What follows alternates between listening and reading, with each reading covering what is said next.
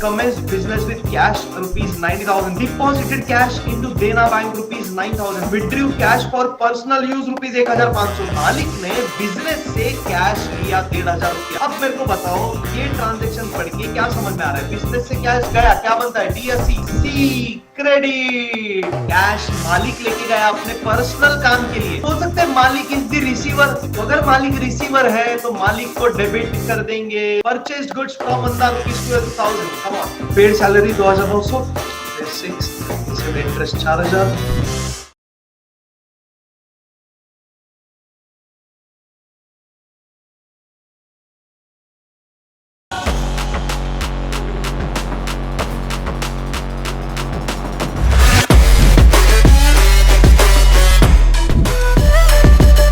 Starting with question 4 क्या बोला है देखते हैं। क्वेश्चन 4 पे prepare a chart showing analysis of the following transactions in a tabular form according to traditional approach. अपने को वही चीजें करनी है, तो अकाउंट पहचानना है, क्लासिफाई करना है, रूल्स अप्लाई करना है, रीजन लिखना है। स्टार्ट करेंगे फिर एक एक करके। चलिए सबसे पहला ट्रांजैक्शन देखते हैं। Commenced business with cash rupees 90,000, business start किया 90,000 कैश के साथ। दो अकाउंट पहचानेंगे।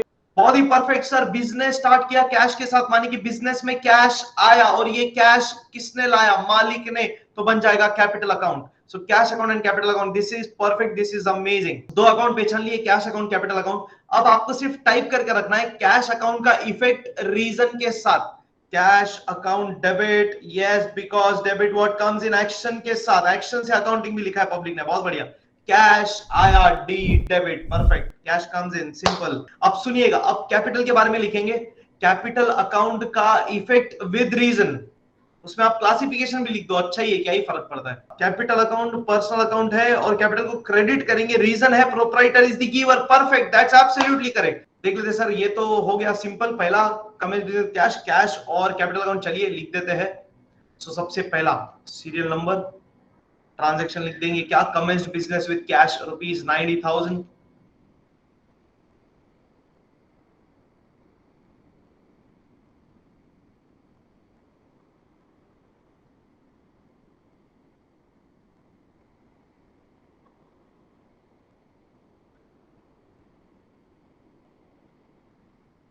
दो अकाउंट इन्वॉल्व, पहला अकाउंट है कैश अकाउंट एंड दूसरा है कैपिटल अकाउंट। चलिए भाई करते जाइए, अभी आप सब लोग भी कर सकते हो, कॉपी करने का जरूरत नहीं है, you all can do it by yourself. Cash account is real account, मतलब it is classified under real account क्योंकि अपना एसेट है, प्रॉपर्टी है। रूल क्या अप्लाई करने वाले सर? डेबिट, क्योंकि बिजनेस में कैश आया तो debit what comes in, debit what comes इन। ये रूल के हिसाब से अकाउंट टू बी डेबिटेड कौन सा है? कैश अकाउंट, और बाजू में डैश। दूसरा है कैपिटल अकाउंट। चलिए भाई कैपिटल अकाउंट को क्लासिफाई करेंगे। कैपिटल अकाउंट क्लासिफाई हो जाएगा पर्सनल अकाउंट के अंदर में, और पर्सनल का क्या रूल अप्लाई करेंगे? Credit the giver. क्यों सर? क्योंकि मालिक ने पैसा इन्वेस्ट किया, मालिक ने पैसा दिया, तो रूल बोलता है जो पैसा दे रहा है वो गिवर है और गिवर को क्रेडिट करना चाहिए। तो क्रेडिट द गिवर। तो अकाउंट टू बी डेबिटेड में तो डैश आ जाएगा क्योंकि डेबिट नहीं करना है, क्रेडिट करना है। किसको? कैपिटल को, तो कैपिटल अकाउंट। चलिए भाई लास्ट में लिख देंगे एस्पेक्ट्स, और एस्पेक्ट्स का मतलब क्या है सर? रीजन। तो दो रीजंस क्या? पहला, बिजनेस में कैश आया तो कैश कम्स इन। दूसरा, proprietor is the giver.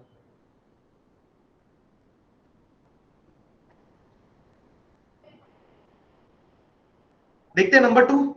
Deposited cash into देना बैंक रुपीस 9,000, हमने कैश डिपॉजिट किया देना बैंक में। मतलब क्या हुआ बताइए? बिजनेस में कैश आया कि बिजनेस से कैश गया? क्या करेंगे? कौन से अकाउंट को डेबिट क्रेडिट? जल्दी से एक्शन से अकाउंटिंग के साथ बताइए। बिजनेस से कैश गया तो एक्शन के साथ कैश गया, सी क्रेडिट।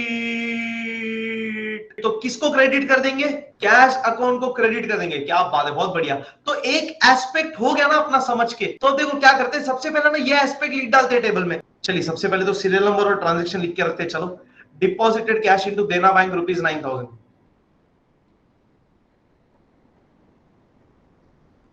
डिपॉजिटेड कैश इनटू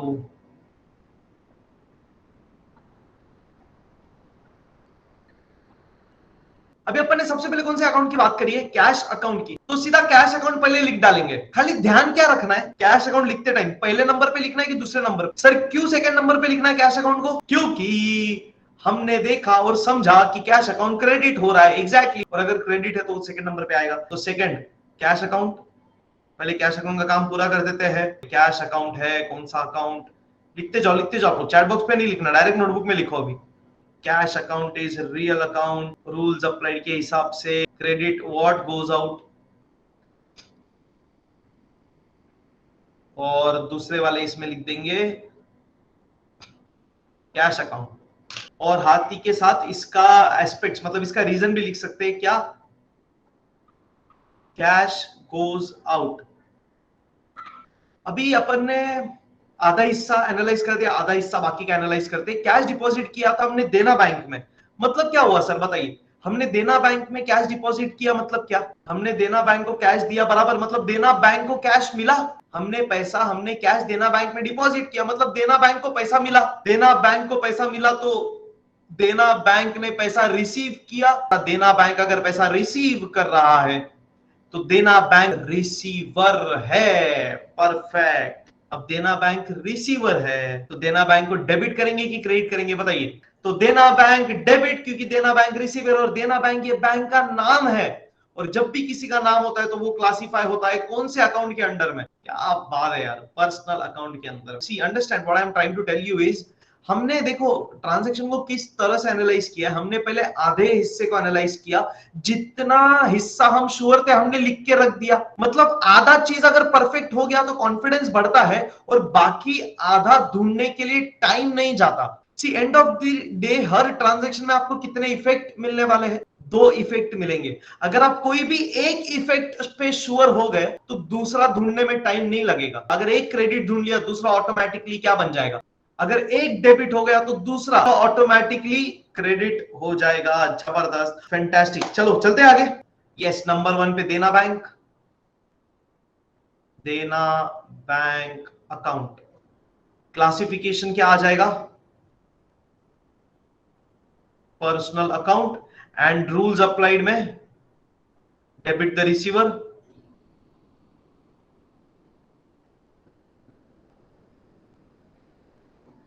तो डेबिट द रिसीवर इधर लिख देंगे देना बैंक अकाउंट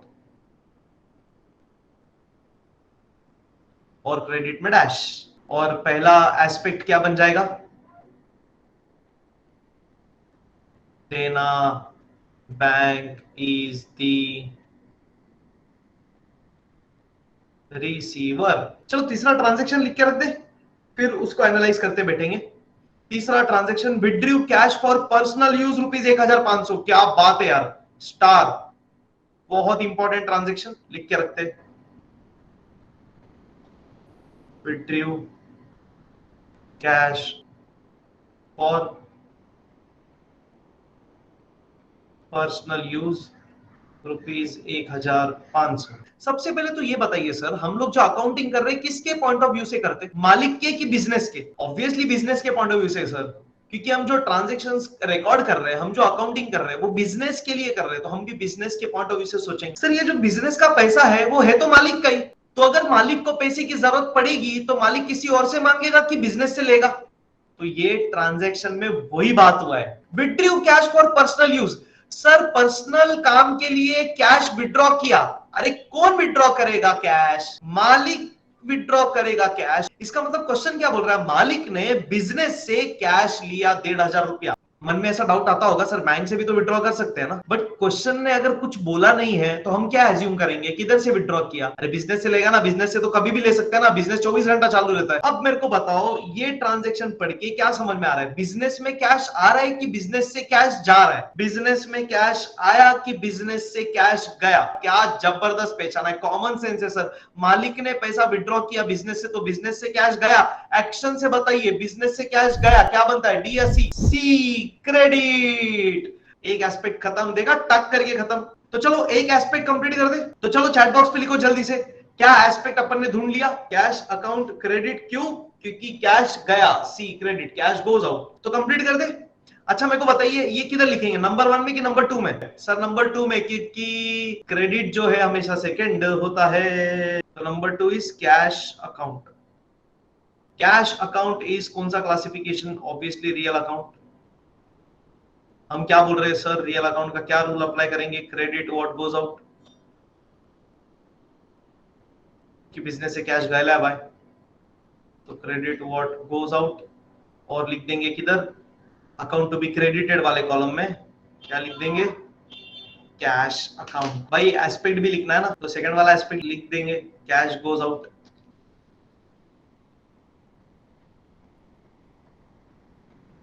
सर बिजनेस से कैश गया बराबर है, कौन लेके गया कैश? कैश मालिक लेके गया अपने पर्सनल काम के लिए।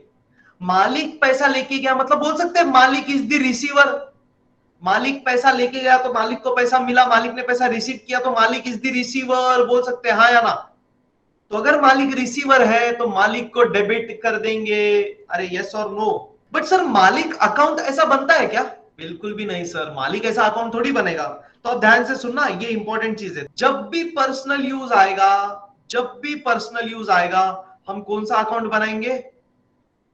Drawings account. कौन सा अकाउंट बनेगा? Drawings account. तो अब ड्रॉइंग्स अकाउंट जो है ये किसको रिप्रेजेंट कर रहा है बताइए? ओनर को, मालिक को। तो ड्रॉइंग्स अकाउंट कौन सा अकाउंट बनेगा? Personal, real, nominal? Exactly personal account. और पर्सनल अकाउंट के हिसाब से हम ड्रॉइंग्स को डेबिट करेंगे या क्रेडिट करेंगे? क्यों डेबिट करेंगे, क्या रीजन? क्योंकि मालिक ने पैसा विड्रॉ किया तो मालिक ने पैसा लिया धंधे से, तो मालिक ने पैसा रिसीव किया, मालिक becomes receiver, proprietor is the receiver. Yes और नो? चलो फिर कर देते हैं सॉल्व। अकाउंट्स इन्वॉल्व्ड में क्या लिख देंगे सर? Drawings account. कौन सा अकाउंट जाएगा ये? Personal account. Rule debit the receiver. क्यों? मालिक ने पैसा लिया, मालिक ने पैसा रिसीव किया, तो मालिक रिसीवर है। तो पर्सनल का कौन सा रूल अप्लाई करेंगे? डेबिट द रिसीवर वाला, debit the receiver. And account कौन सा डेबिट होगा? ड्रॉइंग्स अकाउंट डेबिट होगा। और इधर डैश। एस्पेक्ट क्या बन जाएगा? Proprietor is the receiver.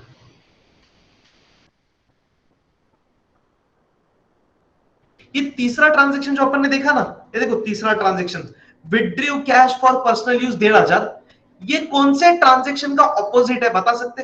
Sir third वाला ट्रांजेक्शन ना फर्स्ट का ऑपोजिट है। सर फर्स्ट वाले में बिजनेस में कैश आया है और थर्ड में बिजनेस से कैश गया है, और फर्स्ट में कैश ये प्रोप्राइटरी लेके आया है और थर्ड में प्रोप्राइटरी लेके जा रहा है कैश। जबरदस्त, पब्लिक समझ में आ रहा है क्या? चलो रे fourth, purchased goods from Manda ₹12,000। Come on, purchased goods from Mandar ₹12,000। चलिए भाई बहुत ही सिंपल है, परचेज किया गुड्स मंदार से 12,000 रुपए का, बोलिए उधारी में कि कैश में? अरे किधर भी बोला ऐसा? अपन ने गुड्स खरीदा 12,000 का मंदार से और कैश दिया, ऐसा बोला किधर भी? देखो ना पूरे ट्रांजैक्शन में सिर्फ नाम दिया है, दिख रहा है क्या? Goods purchase from Mandar, that's it. हमने मंदार से गुड्स खरीदा, इसका मतलब क्या? हमने मंदार से 12,000 का गुड्स खरीदा होगा उधार में, ऑब्वियस सी बात है। अगर कैश वर्ड यूज नहीं किया है और सिर्फ नाम दिया है तो हम भी तो सिर्फ नाम ही लिखेंगे ना। तो बताइए सब लोग चैट बॉक्स पे कौन से दो अकाउंट बनेंगे जल्दी से? हाँ, purchases account and Mandar account. Perfect, क्या बात है। परचेजेस अकाउंट को क्या करेंगे बताइए, डेबिट या क्रेडिट? Debit, exactly. क्यों डेबिट करेंगे परचेजेस अकाउंट को? क्योंकि वो हमारे लिए खर्चा है, एक्सपेंस है। और सेकंड बोलिए, मंदार अकाउंट डेबिट या क्रेडिट? क्यों क्रेडिट? सर अपन ने मंदार से गुड्स खरीदा, मतलब मंदार ने अपने को गुड्स दिया, तो मंदार इज द गिवर, तो rule says credit the giver. चलो आगे का नेक्स्ट वाला देखते हैं, तीनों भी डिस्कस कर लेते हैं फिर तीनों सॉल्व कर देंगे। पेड सैलरी ₹2,900, हमने सैलरी पे किया। अरे हमने सैलरी पे किया तो सैलरी हमारे लिए खर्चा है, एक्सपेंस है, नॉमिनल के हिसाब से डेबिट करेंगे उसको। और सैलरी अगर पे करेंगे तो कैश जाएगा ना, तो हम बोलेंगे बिजनेस से कैश गया, सी क्रेडिट। देखो ना भाई सर, इंटरेस्ट मिला, सर इंटरेस्ट मिला तो इंटरेस्ट हमने कमाया, इंटरेस्ट हमारा कमाई है, हमारा इनकम है, तो नॉमिनल अकाउंट के हिसाब से इनकम को क्रेडिट किया जाता है, तो हम इंटरेस्ट अकाउंट को क्रेडिट कर देंगे। As per nominal account rule बनेगा क्रेडिट और इनकम एंड गेन्स। अब सर इंटरेस्ट अगर हमको मिला है तो इंटरेस्ट कैसे मिलेगा? इन दी वे ऑफ कैश ना। तो अगर पैसा मिलेगा तो हम क्या बोलेंगे? बिजनेस में कैश आया, D debit, cash comes in. चलो लिख दे तीनों के आंसर्स 4 5 6। चलो चलो चलो come on. Purchase goods from Mandar तो क्या था सर? दो अकाउंट, पहला परचेजेस अकाउंट और फिर दूसरा मंदार अकाउंट। चलिए भाई, purchases account, this is nominal account. Purchase अपना खर्चा है तो हम बोलेंगे डेबिट ऑल एक्सपेंसेस।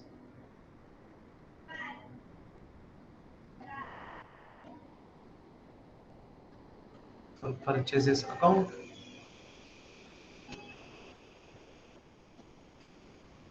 दूसरा मंदार यानी nominal account, sorry personal account. हमने गुड्स खरीदा मंदार के पास से तो मंदार गिवर है तो क्रेडिट द गिवर वाला रूल अप्लाई करेंगे।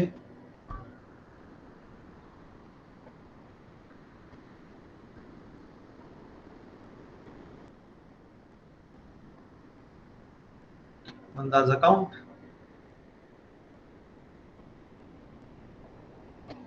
और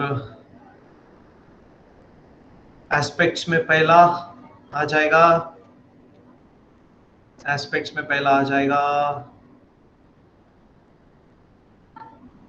परचेजेस इज एन एक्सपेंस और दूसरा मंदार इज कीवर्ड। चलिए भैया, ये हुआ पेड सैलरी 2900।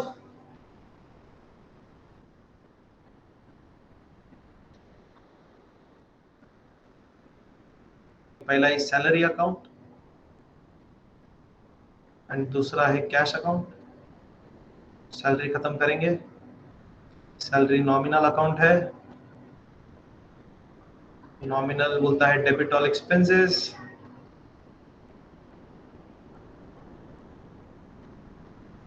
और सैलरी अकाउंट डेबिट होगा। हमने पे किया है कैश तो कैश है रियल प्रॉपर्टी है, credit what goes out.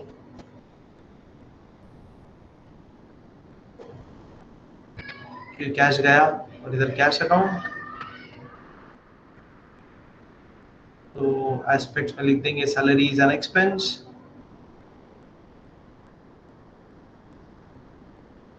And cash goes out.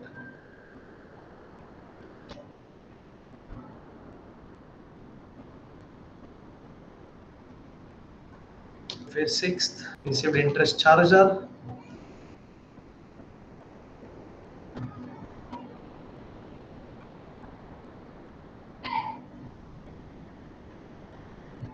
पहला एस्पेक्ट, दूसरा एस्पेक्ट, पहला अकाउंट दूसरा अकाउंट। रिसीव्ड इंटरेस्ट तो first is cash account and दूसरा है इंटरेस्ट अकाउंट।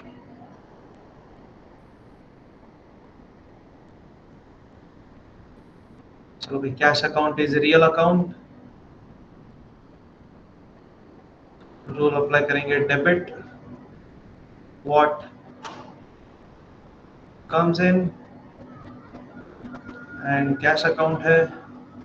दूसरा interest, interest is nominal account क्योंकि हमारा कमाई है, नॉमिनल में जाएगा। रूल है credit all income, credit all incomes, interest account. Aspect